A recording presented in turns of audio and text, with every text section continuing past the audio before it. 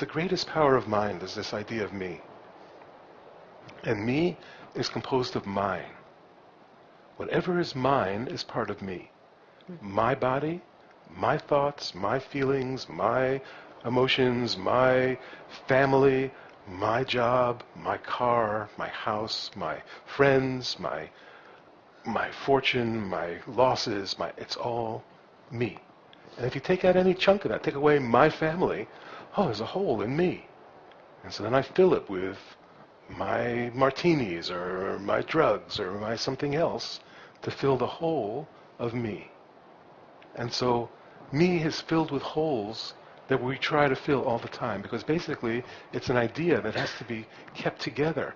We have to continually reinforce it and tell ourselves about it, or we forget. And so if you're willing to stop the story of me and mine, that's what we're here for. It's as simple as that.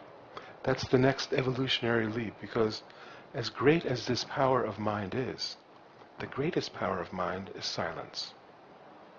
Conscious silence. Conscious silence is the answer to every question, every doubt, every fear, every confusion, every misunderstanding, every wanting to know. The answer is conscious silence. It's that simple. No discussion needed. You don't have to go anywhere. You don't have to do anything. You don't have to drop into silence. You don't have to find silence. Silence is already here. You just stop the conversation. And that's why we're here. But for many people, conscious silence becomes a concept, me and my conscious silence. And that's why we do have conversation, because in a conversation that is determined by inquiry, the point is to constantly pull the floor out from under, the rug out from under, the me and mine. That's the grace. That's what we're doing here. That's all we're doing, really. That was our grace in meeting our teacher, that we'd gone as far as we could go by ourselves. We'd gotten relatively quiet. We were quiet when we were teaching, but not when we left the room. And that was like the clue, as soon as we left the room, we picked up our old stuff. It's like, well, something has to finish. And so our teacher's job, he just kept rolling the logs back in that were burning.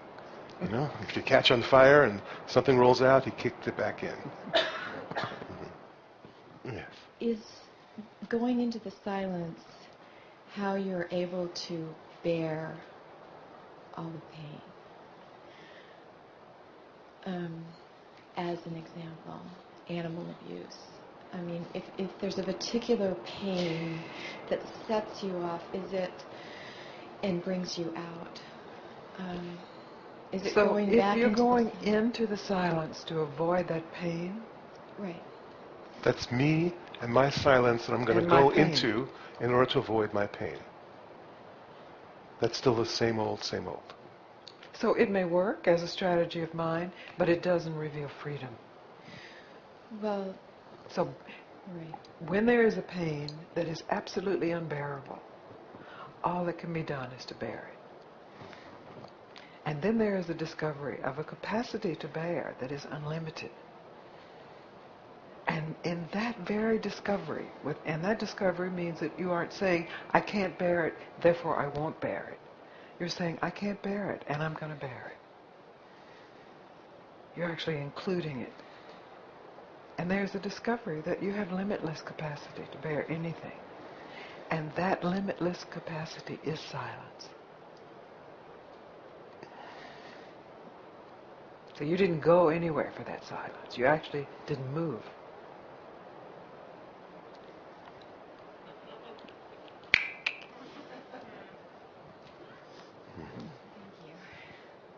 And we have to hear it in many different ways. Because everything in our culture reinforces our thought process. In our culture in particular, Western culture, but really probably most cultures now. It's the thought process. So in the reinforcement of that, we totally overlook the areas of no thought that are in every day of our lives.